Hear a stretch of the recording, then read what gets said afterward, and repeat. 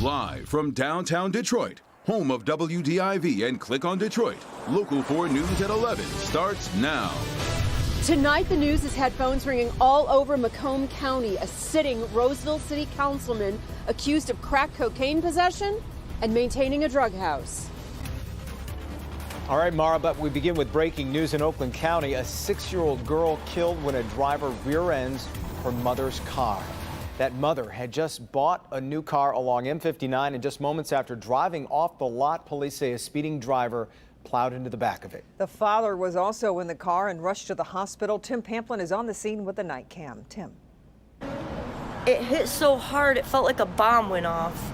That's gas station clerk and witness Tammy describing the scene. A speeding vehicle plows into a family. Probably doing 90, 100 miles per hour. Witnesses say the driver of that Hyundai crashed into 2 vehicles, carrying a mum, a dad, and their daughter. I tried to assist. We got the window busted out, got the airbag cut, and we seen the father laying in there unconscious. He was moving a little bit. Then there was a toddler in the back, and she didn't look like she was going to make it. So loud, and the impact was so hard. I felt it through my body. The mother was at a car dealership picking up her new vehicle right here, Mitsubishi of Waterford. She had her husband and daughter come by to pick up her old car. Then with mum in her new Ford Fusion, dad in her old SUV with the daughter, they were stopped at this traffic light here. That's when the speeding Elantra came plowing into the back of the both of them, killing the 6-year-old. I actually wish I wouldn't have witnessed this one.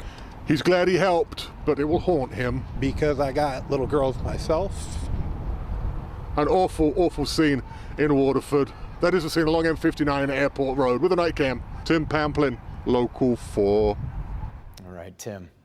Tonight, Roseville City Councilman Charles Frontera is accused of maintaining a drug house and being in possession of crack cocaine. The charges come after a joint narcotics task force raided the home in February. Our Mara McDonald is live in Roseville tonight. Mara, after that initial raid, you spoke to the councilman. What did he have to say back then? Well, Jace, back then he said, yes, there was a raid at his home, but he said that he was not the target. He said that some tenants that live in the home with him were. The charges against Councilman Frontera and his subsequent arraignment this afternoon had phones ringing in political circles all over Macomb County, including Roseville Mayor Robert Taylor. Frontera told his colleagues on council what he told me. And he explained to us that he felt that he would be totally vindicated.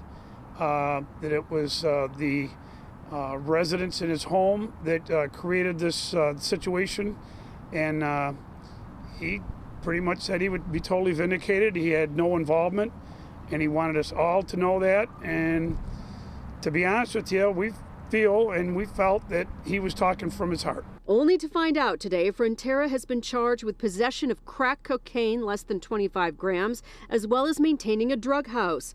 Councilman Frontera has not returned my email tonight, nor did he open the door when we stopped by. I did get a call back from his attorney, Vince Manzella, who said at this point they have no comment. Frontera has in the past been the chairman of the Roseville Community Coalition, which targeted drug and alcohol use among young people. Roseville's judges recused themselves from hearing the case. He was arraigned in Clinton Township. Back here live for now, Frontera remains on the Roseville City Council. That could, of course, change if he is convicted. Convictions on both of those charges, they both carry several years in prison. We're live in Roseville tonight. I'm Mara McDonald, Local 4. All right, Mara, thanks. A search is underway tonight for the driver who hit and killed a young woman in Shelby Township. The 21-year-old woman was killed back on October 1st while she was crossing Shaner just south of 23 Mile. Our Priya Mann spoke with her co-workers who want justice.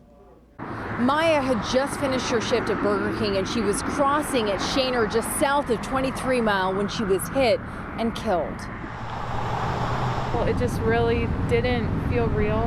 Maya Shaw's co-workers were stunned. Their friend died shortly after finishing work. Felt kind of like she should be here right now with us. The 21-year-old woman was killed at 23 Mile in Shaner in Shelby Township. She was crossing the road when she was hit by a driver that took off. It makes me so angry that someone could walk away from that. I understand it's from fear, but there's no excuse. Co-workers say Maya was a kind and dedicated worker. They were stunned she was killed so soon after finishing work. Whenever things weren't going right or we were upset, she'd always be the one to just crack a joke, make us all smile. Like, she was very positive and uplifting with everything she did. Shelby Township Police are investigating. The young woman was killed around 10:30 in the evening on October 1st. We just want justice for her more than anything.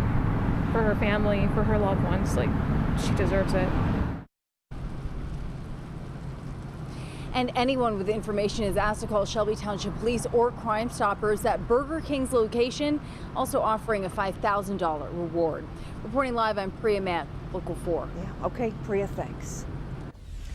Today, the state reporting 1,359 new cases of COVID-19. That's 122 more than yesterday, with the state also reporting 13 more Michiganders have died from the virus. Today's headlines: First Lady Melania Trump announced her son Barron tested positive for COVID. She said he showed no symptoms and has since tested negative. Canadian Prime Minister Justin Trudeau saying today he plans to keep his country's borders with the U.S. closed for as long as cases here in the States keep rising. The border has been closed to all non-essential travel since March 21st. An argument in East Point leads with gunfire and 2 arrests. It happened this afternoon on the front lawn of a home on Veronica Avenue in the area of Kelly and East 8 Mile. Witnesses say an argument between 2 men escalated and multiple shots were fired. I heard 3 shots and knew they were gunshots. A short pause and 3 or 4 more shots. A very short pause, and then there were, I believe it was 8 shots. There was 14 shots I counted that were fired. It was clear that they were gunshots. I know the difference between them and firecrackers, I mean, without question. A man in his 20s was shot in the shoulder. He was taken to the hospital. His condition is unknown. Tomorrow night, NBC News will be hosting a town hall with President Donald Trump. Savannah Guthrie will moderate the 1-hour event in Miami. Tomorrow was supposed to be the second presidential debate, but it was canceled after President Trump refused to take part in a virtual format. You can watch tomorrow's town hall right here on Local 4 beginning at 8 p.m. Meanwhile, Vice President Mike Pence was back in Michigan today to host a rally near Grand Rapids. The vice president spoke for an hour in front of a crowd of about 500 people at an auto supplier. Here's what he had to say to our Larry Spruill about how the administration has helped Michigan during the pandemic. We've worked with your governor and with health officials across the state to make sure and expand testing, to make sure and surge testing, particularly in our minority communities in Detroit early on that were so impacted by the coronavirus. President Trump is also headed to Michigan in the next few days. He'll be delivering remarks supporting law enforcement at an event in Muskegon on Saturday. Still ahead, a teen walking home in the middle of the day is stabbed in the face by a stranger. If one thing doesn't go just right, he's dead.